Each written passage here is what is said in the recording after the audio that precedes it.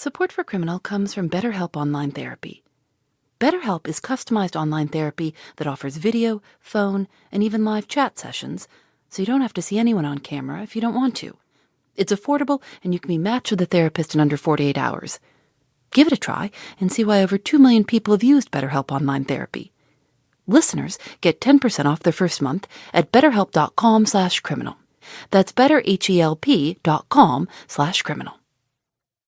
Support for Criminal comes from Grove Collaborative. They deliver eco-friendly home essentials, including household cleaning, personal care, baby, kid, and pet products. Grove is committed to providing sustainable products that can transform your home and the world for the better. Just go to grove.com/criminal today to get a free gift set worth up to $50 with your first order. Plus, shipping is fast and free. Get started right now at grove.com/criminal. grove.com/criminal. She kept saying 3 things. I didn't mean to hurt my child. I don't remember what happened. I just got my period. About 30 years ago, something started happening in courtrooms that caught the world by surprise. Lawyers began to attribute criminal behavior to PMS, or premenstrual syndrome. The first time was in England. A woman named Sandy Smith was found guilty of murdering her co-worker. But her lawyer argued she was suffering from PMS, and the judge gave her probation for murder. Then shortly after, the PMS defense was tried out in the U.S. in a case that pit scientists against feminists against lawyers. I'm Phoebe Judge. This is Criminal. Serious topic here, folks. She beat her kids and she blames her PMS. Should PMS be used as a legal defense? We'll find out. Take a break. Stay with us. Shirley was on the bed, passed out or in a state of semi-unconsciousness. The child came in after specifically being told not to come in the room because Shirley was sick and couldn't take care of her kids, that they had to stay in the other room. She came in and she jumped on her. And she reacted in a reflexive way. She said that the daughter said to her, "Mommy, you hit me." Shirley Santos was 24 years old in 1981, a single mother with 6 kids in Brooklyn. This is her lawyer, Stephanie Benson. She herself called the police. And not only did she call the police, she didn't have a phone. She had to go to a neighbor to whom she said, "Look, I just got my period, and I think I might have hurt my child." But if we're saying that PMS at this point in the early 80s wasn't in the lexicon, why did she know to attribute something to that? She didn't say PMS. She never said PMS. This is what she knew happened to her at this time of the month. And maybe it doesn't take a PhD for a woman to know why she feels crappy. A few hours later, Santos was arrested. Court documents show that her 4-year-old child had bruises and welts. Her kids were taken away. In 1981, lawyer Stephanie Benson was also 24 years old, working for legal aid. She was assigned to Shirley Santos. Had you done any research or reading or anything on PMS as a legal defense, maybe as it related to the British cases beforehand, or was this something that just came to you out of the blue? It came to me out of the blue. This is Benson on McNeil Layer that year. Based on what she found, Benson felt she could correlate Santos's behavior with what doctors were learning about PMS. There were cases of women whose symptoms were so severe they felt capable of hurting themselves or others. She filed a motion to dismiss the case, outlining for the court all of the ways in which her client was, quote, a victim of PMS.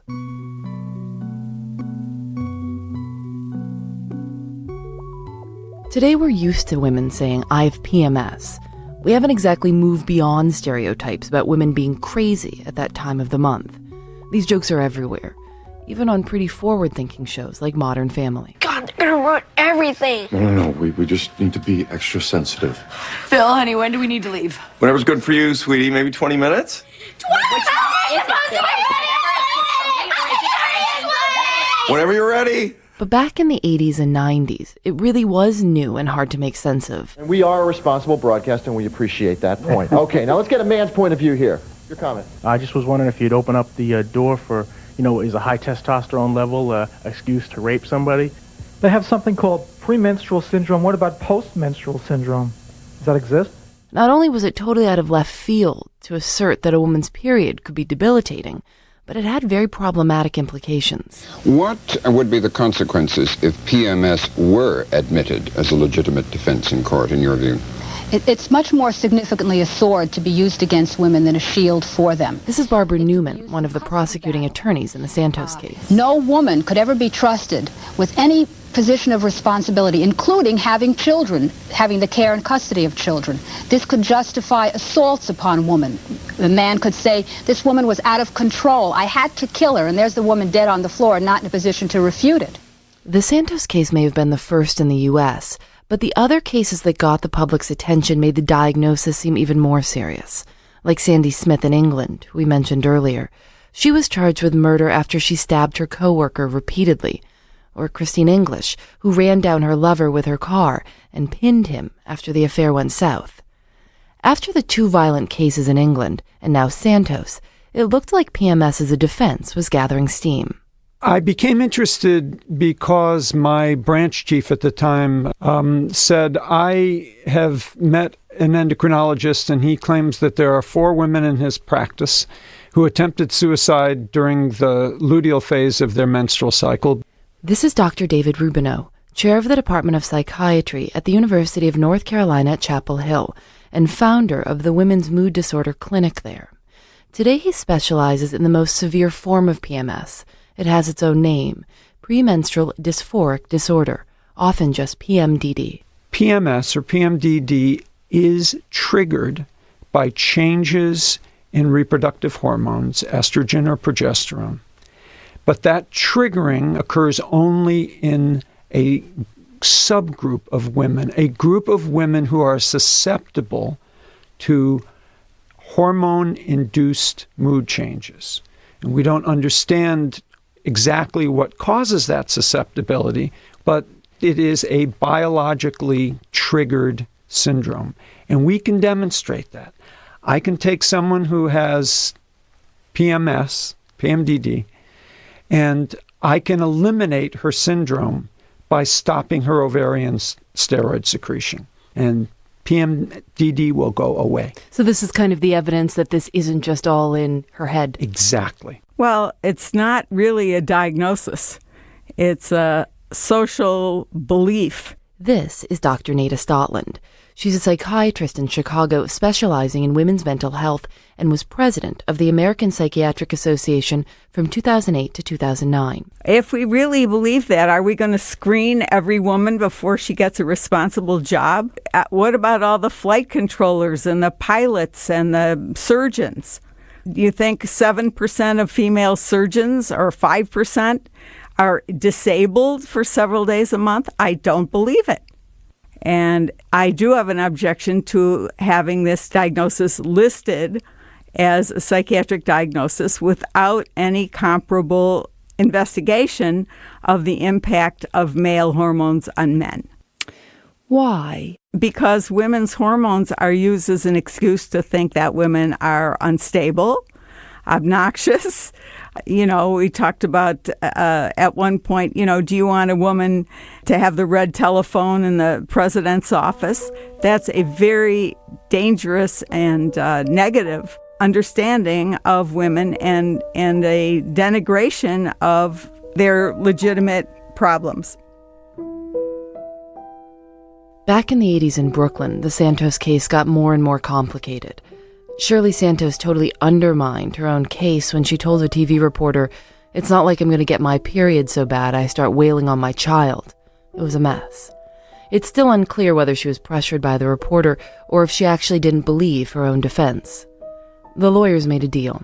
Santos pled guilty to a reduced charge, down from felony assault to a simple harassment violation, not even a misdemeanor, and she went home without her kids. Why don't you think this has been part of the legal discourse since then?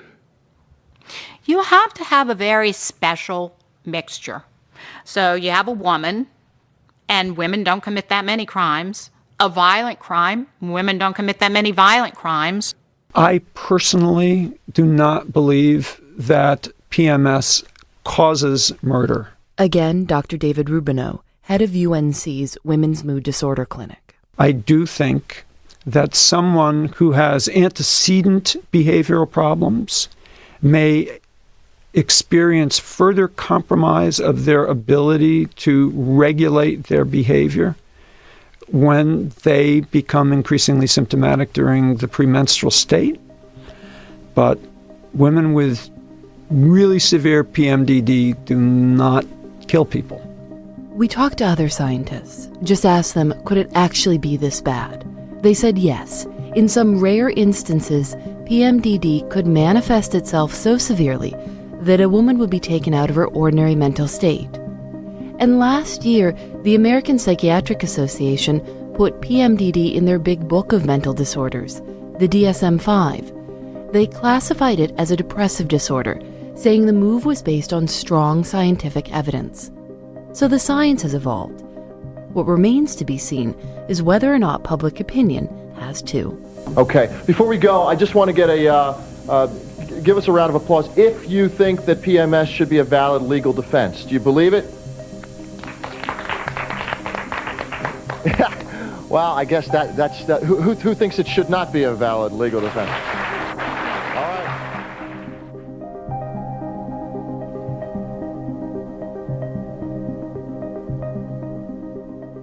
Criminal is produced by Eric Mennel, Lauren Sporer, and me. Special thanks to Katie Davis. Julianne Alexander does our episode art. If you like what we're doing, you can subscribe in iTunes, and if you like, leave us a review. We're on Facebook and Twitter @Criminal Show. This program is part of the PRX STEM Story Project, made possible by the Alfred P. Sloan Foundation. I'm Phoebe Judge. This is Criminal. Thanks to Truebill for their support. It's likely you're still paying for a subscription you no longer use, and maybe you've thought about canceling it, but haven't gotten around to it yet. Let Truebill do the canceling for you and put that money back into your pockets. From forgotten subscriptions to the ones you just don't need anymore, Truebill is a new app that helps you catch and cancel them all with just one tap. Don't fall for subscription scams. Start canceling today at Truebill.com/criminal. Go to Truebill.com/criminal. It could save you thousands a year.